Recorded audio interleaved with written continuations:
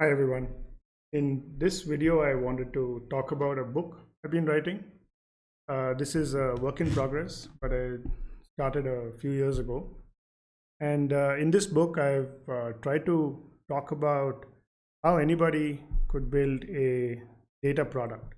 And the inspiration actually came from a few products out there, specifically BuiltWith.com. This is a product where you can identify websites based on a specific technology. So let's say I want to know how many websites or which are the websites that use Shopify. I can type in Shopify and look up, and I'll get a lot of results, and then it allows me to download a list of websites that use Shopify. And you can do this for various different technologies.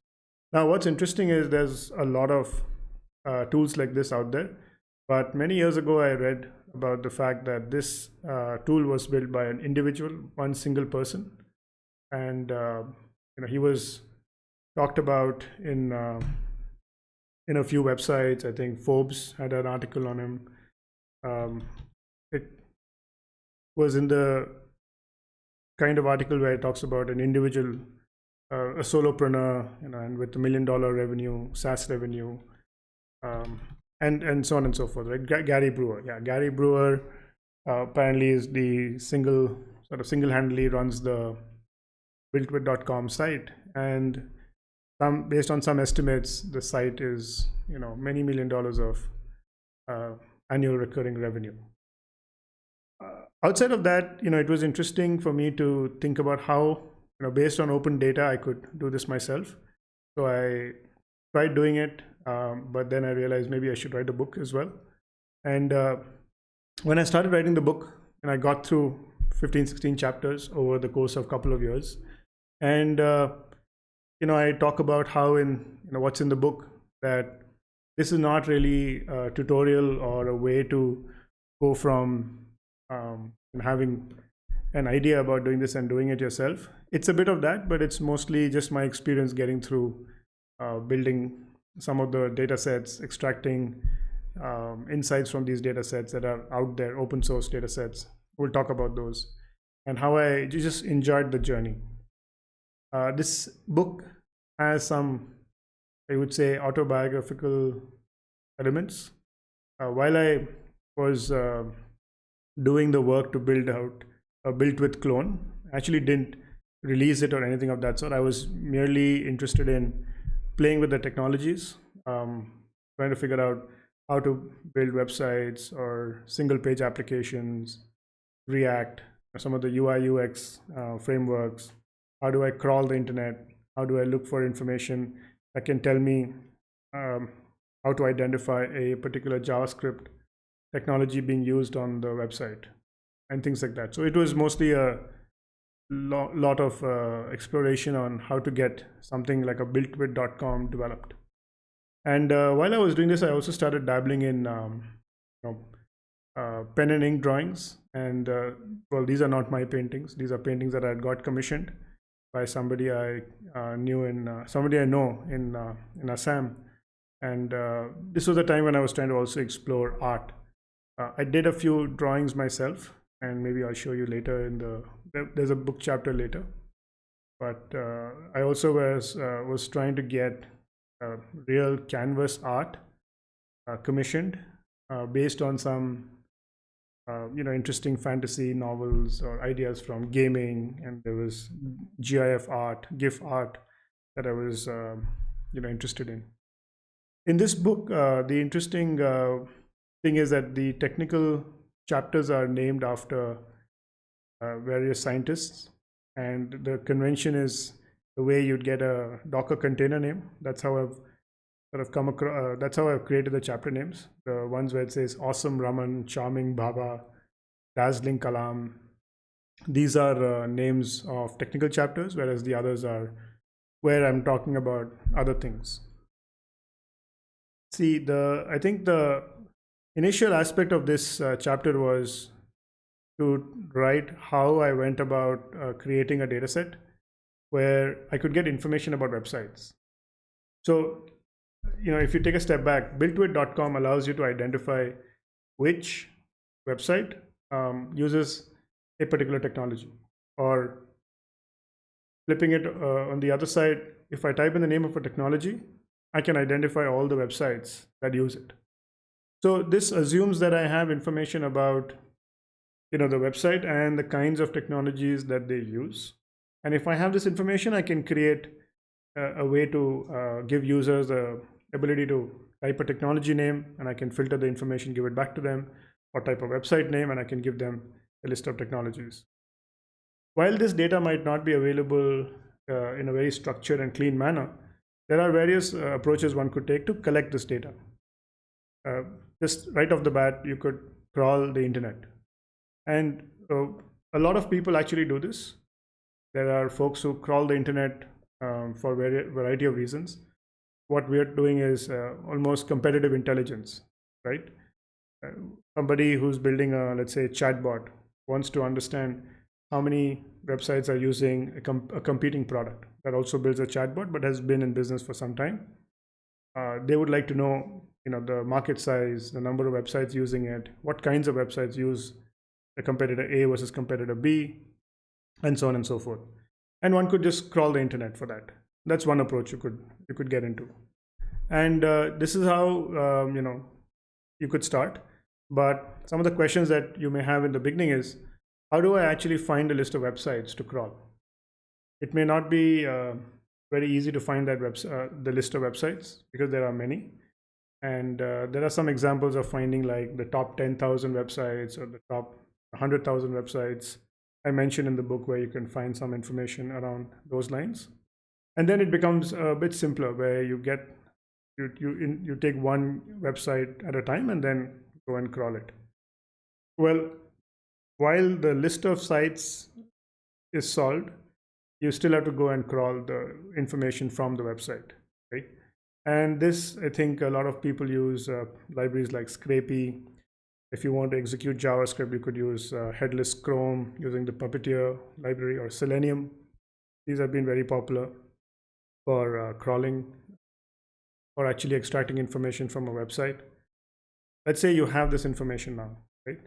You still need to figure out if there is a particular technology being used or not. And in this book, what I've identified is the ability to match with the JavaScript used on the site a particular technology. In a very simple manner, you could identify the name of the JavaScript library that is referenced as a script with a source going to a particular CDN, and then you could identify what particular function that library is performing, right? So that is something that you could identify very easily, and then you can build up from there. And I've mentioned all of these things in the book. I'll show you, very high level as I walk through the chapters, and then maybe when you get a chance, you could read the book itself. And while I've sort of been writing the book, I took some leeway and wrote a few chapters where I wanted to discuss my fascination with things outside of technology, but still a part of the technology ecosystem, especially the idea of garages. I remember writing this book in my garage when I was based in California. And the idea was I wanted to start something. I wanted to build a BuiltWith clone. And I had this idea that I would build it out of my garage. And then there would be a story about how that particular product became useful and popular. And then I would have a garage story myself. And there have been many, many real garage stories out there. I think Silicon Valley is famous for these origin stories where a couple of people start an idea in a garage and that takes on its own life. And later on, the garage is sort of immortalized in the history of technology. And there have been many companies like this. You can see Google obviously is a big name. Apple, we have HP. HP, I think, was probably the first success story that came out of a garage. Amazon. And if you come back to India, Infosys has been one of the stellar stories of our times. I think the odds that were stacked against Infosys when they started in India, probably most companies, even in Silicon Valley, may not have had to deal with. And what Infosys has been able to achieve over the last so many decades is nothing short of amazing. I think more people should learn from the founders of Infosys, especially Mr. Narayan Murthy and Mr. Nandan Nilekani. And I have a small chapter on these garage origin stories where I talk about these other companies and Infosys as well. The other chapters are more technical, like I mentioned. This particular chapter, we go into figuring out how one could use a crawler and build a crawler. Well, while you could, sort of do that, it's going to be a different project altogether. I did not choose to build a crawler, although I'm interested in exploring the opportunity of building a crawler to crawl the internet or some parts of it. For this particular book, I showcase how you can use the Common Crawl project. For those of you who are not familiar with this project, they have been, this particular organization has been extracting information or crawling the internet over many, many years, almost I think 10 plus years. And they do it almost every month. And that information is made available in Amazon S3 buckets, which you could freely use. Of course, you pay for, I think, the egress cost, if I'm not mistaken, but you can check out the website and learn more. This is a dump of the internet. Okay, yeah, there it says 250 billion pages spanning 16 years, free and open corpus since 2007. And the best part is it's the primary training corpus in every LLM. So if you're looking to train your own large language model, learning about Common Crawl is essential. And they've been around for a while. They've been around for a long time. You could do a lot of great work by using some of the data sets that they publish. So that's how I structured some of these chapters where I talk about how you can extract data from the Common Crawl data dump. What are some of the files you need to learn about if you want to get started, and so on. There are some Kaggle notebooks I link to, which allow you to take a specific data set and then extract a small subset of information, right? There's petabytes of data in the Common Crawl corpus, so it's going to be very difficult for you to parse all of it.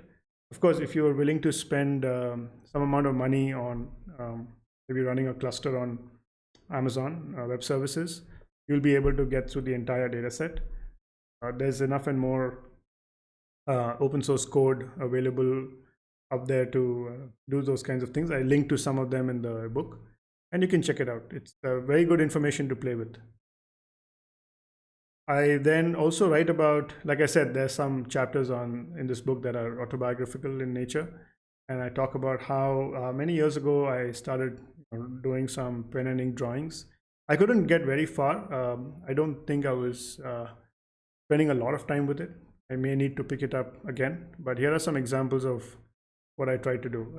There are many that I didn't add in the book, but these two are the ones that I felt like I could share with folks. And yeah, I would love to connect with people who've had a similar journey with art and technology. I was also inspired by Paul Graham's book on, I think it was about painters and coders, and I read that book and it was interesting. I sort of started really picking up pen and ink drawing. I always wanted to do it, but that book probably pushed me to get started. The other chapters in this book talks about how do you put together two different data sets. So let's say we take Common Crawl data and we take a few files, a very small sample, and we extract information that tells us, hey, this is the URL and these are the JavaScript libraries that this particular website used. Okay, and that's possible because the Common Crawl data allows you to access the source of the website. So if you go to your browser, go to a website, and let's say you click on view source, that particular information is available in the common crawl corpus. And inside of that, the HTML structure, you could look for the script tag and the source attribute. And the source attribute typically will link to a JavaScript library, and you could extract the name of that library and then create this data set of the URL to the library mapping. And that's what you see here. After that, you'll have to figure out, hey, what is this JavaScript library actually doing, right? If you have library names like lib.js, it's going to be hard. Product.js, it's going to be very hard. But jQuery, that I think is a standard, very popular JavaScript library, and you might get information about what jQuery is all about, right? So then you could join that information with this, and you could say, hey, this URL or this website uses a particular technology, and you could get more information around. So I think when you do that, right, you get things like this, right? You can basically say Mixpanel. Mixpanel is a web analytics tool, or Google Analytics, and then it will tell you, hey, this is the website, the URL, and these are the technologies that it uses. And you can see New Relic, Mixpanel, Google Analytics, AdRoll. There are many others that a website may use in addition to the one you're searching for. So you're able to actually build a tool like this, which is what I think BuiltWith is doing. And of course, there's no comparison here right now because BuiltWith has been around for a while, and it has a lot of learnings that it brings to the customers. But if you wanted to take a chance at building something like that, maybe you could start here. And how do I find out information about which library is useful and what does it do? I was, for this book, I try to look for, information out there, again, open information. And I found the CDN. CDNs are basically content delivery networks. So a lot of times when you're using a JavaScript in your website, you don't actually download the JavaScript library and store it on your server. You could link to a CDN, and when the browser on the user's system loads the website, it will pull that information from the CDN, not just the JavaScript library, but websites use CDNs to store images and other assets like your CSS, JavaScript libraries, large images, and so on. It just improves the deliverability of that asset to the end user, and optimizes for reduced network latency and so on. So you get a fast experience. So when I went to one of these CDNs, I was able to find a lot of information about these JavaScript libraries, right? So for example, if I find in the common crawl data set some website using React, and I come here and I search for React, it tells me React is a JavaScript library for building user interfaces.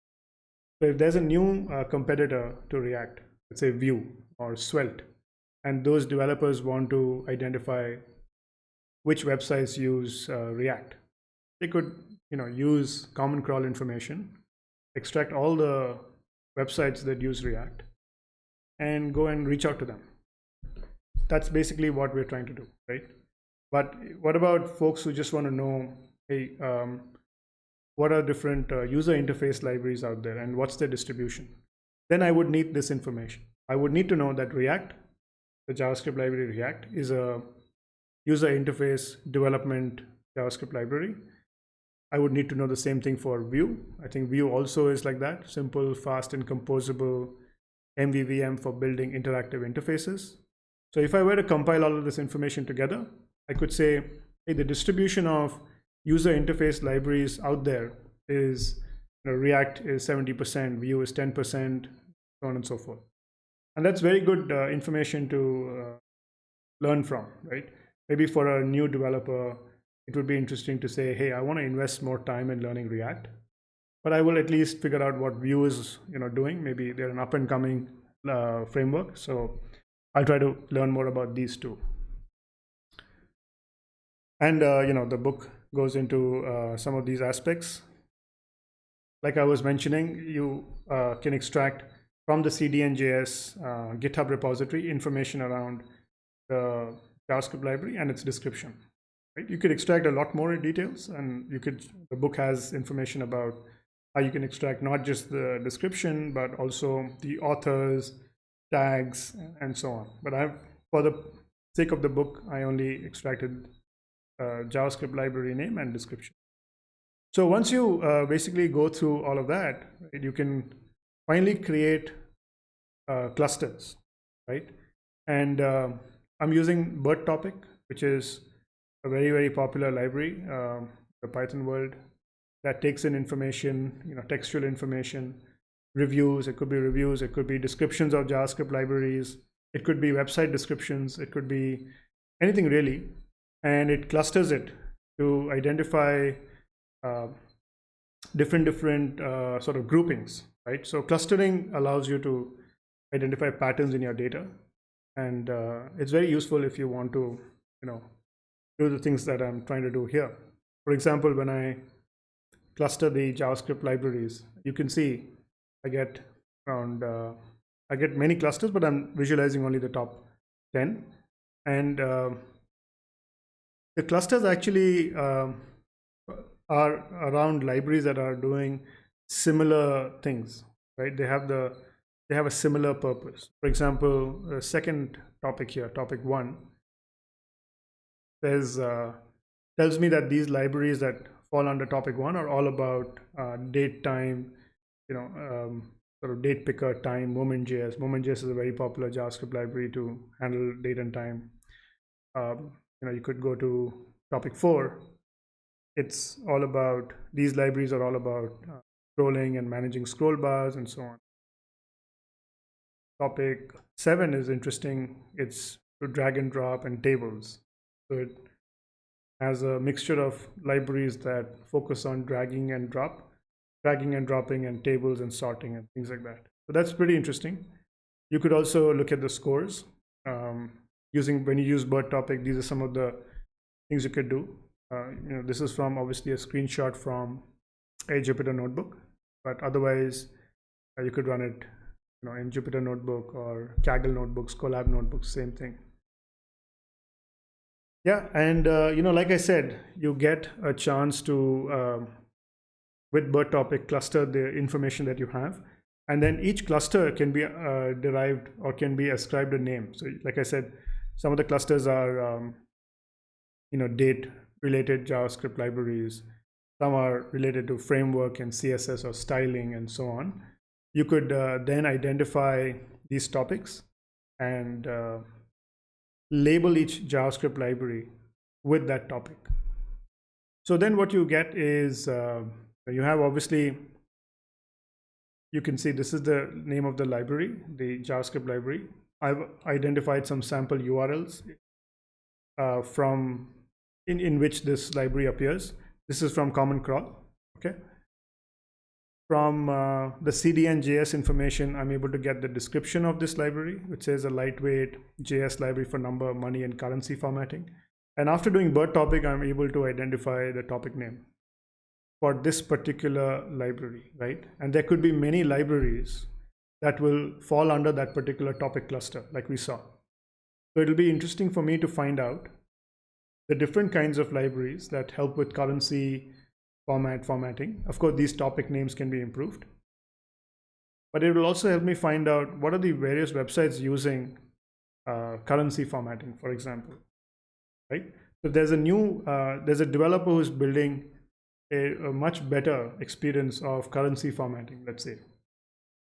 They can actually go and reach out to some of these website owners. They could research them on LinkedIn and then reach out to them and say, hey, you know what? I'm building this new library for accounting or currency formatting, much better than the current experience. I've compared this library, the one I'm building, with the ones that are out there, and this information is useful.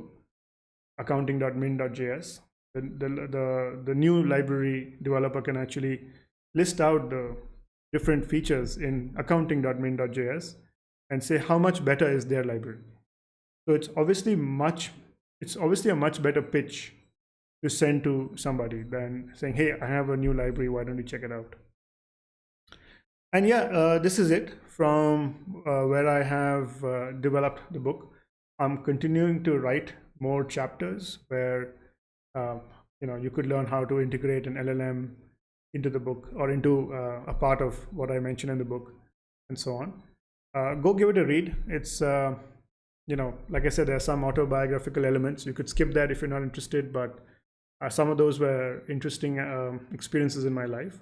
And the rest of the book is a work in progress. I continue to develop it.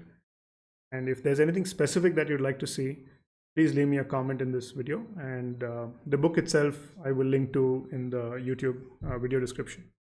Thanks for your patient listening. And if you like what you hear today, please subscribe and look forward to my new videos coming in a couple of days. Thank you.